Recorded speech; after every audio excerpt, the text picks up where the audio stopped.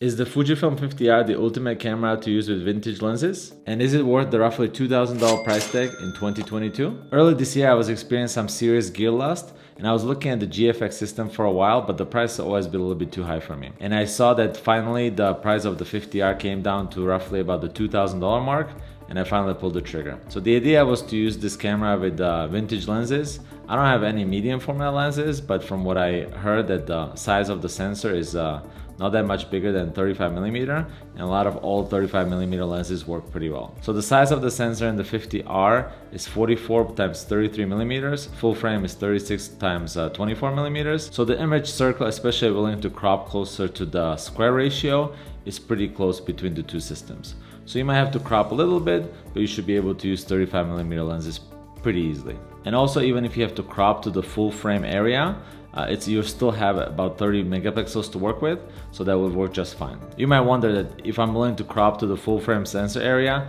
why not just get a full frame camera and use that? It's usually cheaper than the 50R. But with the 50R, I get the possibility of possibly using the larger sensor area, and also I like the manual tactile controls. It has the nice shutter speed dial on top, and also has the dedicated exposure compensation dial. The idea behind the 50R was that I'll use this for photography where I'm slowing down and pretty much shooting it like film. I got 4 different adapters. 3 of them are dummy adapters with no electrical connections. They are the Canon EF concept brand. So I got the M42 to GFX mount. I got the Olympus OM to GFX adapter, and I also got a dummy Canon EF to GFX adapter. And after I got all these dummy adapters, I also purchased the Viltrox EF to GFX adapter, which supports autofocus and also the aperture control. This is what it looks like with the Smallrig bracket that I got also used. It has this nice wooden part. I like it. It gives it, I think, a much better grip. It's not 100% necessary, but it's only like $100 new, I think, maybe 110. And I got it, I think, for around $50 used. So it was a good buy, and also gives me a lot more ports to add here. There's a lot of different connections on the bottom. It has this like nifty kind of screwdriver here that attaches magnetically. So it's a pretty good buy. So I bought the camera and the adapters sometime around February of this year. And as it usually goes with gear lust, I didn't really use the camera much since then.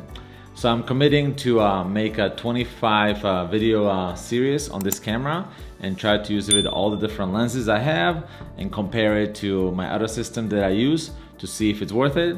And at the end of the series, I'll decide if I want to keep the camera or if it was just the classic gear acquisition syndrome and I don't really need it. Just to clarify, I did not buy this camera as a primary shooter. I shoot a lot of video for this YouTube channel. This camera is terrible for video. It's pretty much non-existent. So I got the camera more of like a replacement for film photography.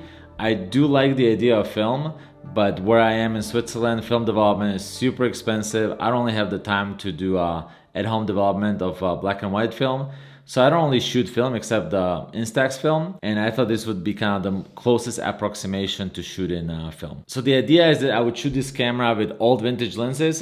Here we have the Zeiss Biotar 58mm f2. This lens was manufactured sometime in 1955 or 58. I also plan to use it with more modern vintage lenses. So here we have the pretty famous 50mm Zuiko f1.4, but they made a lot of these. This was kind of like the more premium but still standard lens for the Olympus OM system. And there's this myth that the most recent serial numbers of this lens are the best. So I found a mint condition lens on the Swiss eBay here. It has a serial number of over 1.1 million, and those are supposed to be the best ones. So we'll see how that compares with modern lenses. I'm also planning to use it with some of the other Canon lenses that I have. A lot of people use the GFX 50R with the Canon 40mm Pancake, which I also have. It's a super cheap lens. It has a pretty good coverage on the 50R and makes the combo really small, and the lens is quite sharp. 2.8 aperture doesn't seem like all that great, but if you look at the native GF lenses, 2.8 is pretty good. They have a couple primes that are brighter than 2.8, but most of them are 2.8 or even slower. And for the most serious photography, I'm planning to use my Canon tilt shift lenses. I have the old 90mm, not the L version, but the old one. And I also have the 24mm, the second version. The tilt shift lenses have a really wide circle of coverage, so there should be no vignetting unless you do any big shifting. But in the unshifted position, they pretty much act like medium format lenses. So I'm curious what this looks like. I like to do portraits with a little bit of tilt with the 90mm. So I'm really curious how that's gonna look on the 50R. So that should be pretty cool. So to use these lenses, I had to buy the Viltrox smart adapter, despite the fact that these are manual focus, but I need the electronic connections to control the aperture. You might be wondering, why don't I just buy the native GF lenses? If you look at reviews, the GF lenses are almost universally very highly rated. So I already have a lot of cameras and camera systems, and it's not really what I was hoping to get out of the 50R. For general photography, I would say the iPhone is actually maybe the most important camera. Most of the pictures of my kids are done with the iPhone because I just don't carry my big cameras everywhere. With the pictures of the kids, it's really not about having 50 megapixels or super sharp bokeh. It's about capturing the moment. I also have an entire system built about the Canon M mount. So I have the EOS R as well.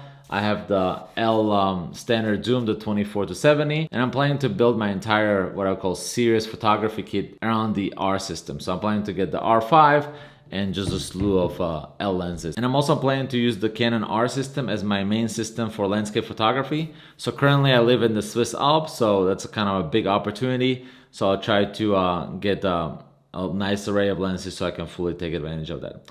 So for the Fujifilm 50R, I wasn't really looking for the ultimate quality. I'm mostly looking for something to have fun with and just play around with vintage lenses. It's probably just gear lust. It doesn't make me a better photographer, that's for sure. But photography for me is about fun. I'm not a professional photographer. I don't make money taking pictures. And the fact that the 50R is kind of a slower camera, especially when I'm using it with the vintage lenses, I have to manually adjust the aperture, I have to manually focus. The camera has pretty good focus peaking and magnification options, so focusing really isn't that hard, especially if your subject is not moving very fast. It has lots of dials, so I don't have to fiddle in the menu too much. The electronic viewfinder is pretty good. I do wish the LCD flipped out, but it flips up, which is pretty good. And overall, I feel this has the best chance of giving me like a film experience without actually shooting film. As I said, I'm planning to do a 25-part series on this camera. So this is part 1. In the next part, I'll probably focus on the different adapters. The dummy adapters work just fine. The smart adapters, I bought the Viltrox, which is the cheapest one. That seems to have a lot of bad press. So far, it's been working okay, but I'll put it through a little bit more testing to make sure that it's okay. Also, I've seen reports that it works for a while and then it seems to die. So if it dies on me 6 months from now, I'll definitely let you know. Then I plan to test the camera with various Canon lenses that I have. So I have the 40mm Pancake. I'll try it with the old 50mm 1.4 Canon. I also try with some ultra wide zooms that I still have. I have the 16-35 Mark II L lens. And then afterwards, I'll dive in all the different vintage lenses. So I have the Biotar, I have the Tessar, I'll try the Olympus 50mm. I have some other also cheap primes. I have some 135mm primes that I'll try out in the M42 mount. Then I'm planning to do some pretty extensive testing with the tilt shift lenses. The tilt shift lenses were kind of a similar buy to the 50R. I got these many years ago, but honestly haven't really used them that much. So hopefully this will kind of force me to use these lenses a little bit more. Now I'm planning to do some more wacky ideas. So try to do a Brenner method, so bokeh panorama. With the 50R, I'll try to do some super high resolution pictures of like a alpine landscape. Try to get like a 200-300 megapixel image by stitching. I also have M42 bellow, so I can try some really high magnification macro, and then I'll wrap it up and see what I think of the camera. Hopefully I'll get all these videos out in the next 6 months or so, and I'm really curious to see what I will think of the camera afterwards. As I said, I really like playing with it, but with the busy life and having lots of different other cameras, it just doesn't get used as much. Thanks for watching, and hopefully I'll see you in the next part of the series.